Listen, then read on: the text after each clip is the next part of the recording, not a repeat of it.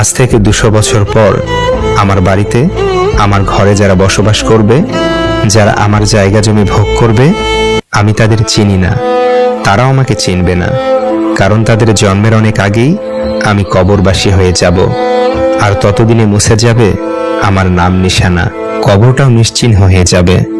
আমার সন্তানরা যতদিন বেঁচে থাকবে ততদিন তারা হয়তো মনে পড়লে বড়জোরে দীর্ঘশ্বাস ফেলবে, কিন্তু তাদের মৃত্যুর পর তাদের সন্তানরা তাদের যতটুকু মিস করবে আমাকে ততটুকু মিস করবে না। হয়তো বাবার কবর জিয়ারত করে দোয়া করার সময় দাদার জন্য একটু করবে, কিন্তু তার পরের প্রজন্ম আর মনে রাখবে না। প্রায় 200 বছর আগে মারা গেছে আমার দাদার দাদা, যিনি আমার পূর্বপুরুষের জন্য ঘর বাড়ি জায়গা জমি রেখে গেছেন। একই বাড়ি, একই জায়গা জমি আমরা এখন ভোগ করছি, কিন্তু ওনার কবরটা কোথায় সেটা আমরা জানি না।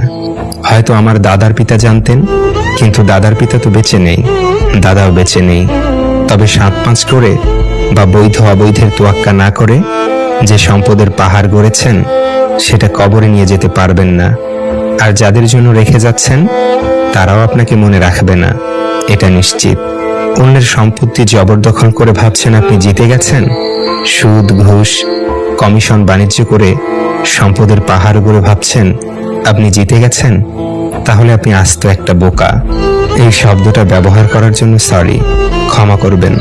আমাদের সময় খুব কম, তাই এই সুদ ঘুষ দুর্নীতি ক্ষমতার অপব্যবহার কোনো লাভ নেই। সময় থাকাকালীন ভালো হয়ে কবরের খোরাক সংগ্রহ করুন, ওইটাই বুদ্ধিমানের কাজ। আসুন নিজেকে সৎ মানুষ হিসেবে তৈরি করি, পরকালের জন্য পূর্ণতা সন্ধান করি, ওইটাই আপনার জন্য প্রকৃত সম্পদ। সময়